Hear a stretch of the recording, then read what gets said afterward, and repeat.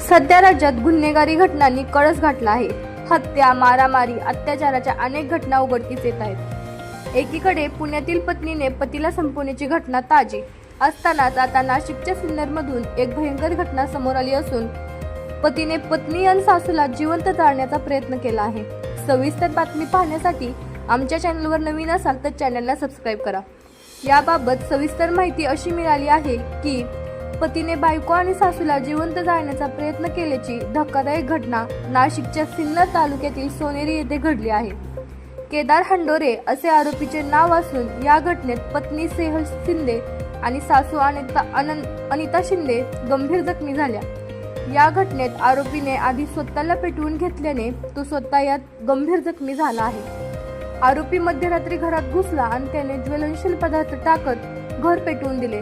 या भयंकर घटनेमध्ये आरोपी पती, त्याची बायको आणि सासू तिघेही गंभीर जखमी झाले आहेत. पतीवर जिल्हा शासकीय रुग्णालयात उपचार सुरू आहेत तर बायको आणि सासूवर खासगी रुग्णालयात उपचार सुरू आहेत.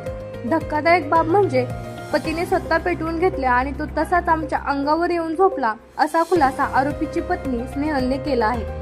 दरम्यान या भयंकर घटनेत स्नेहल ही 50% तर सासू अनिता शिंदे ही 65% भाजली आहे. या घटनेतील तिघांचीही प्रकृती गंभीर असून सध्या तिघांवरही उपचार सुरू आहेत. याबाबत पोलीस अधिक तपास करत आहेत.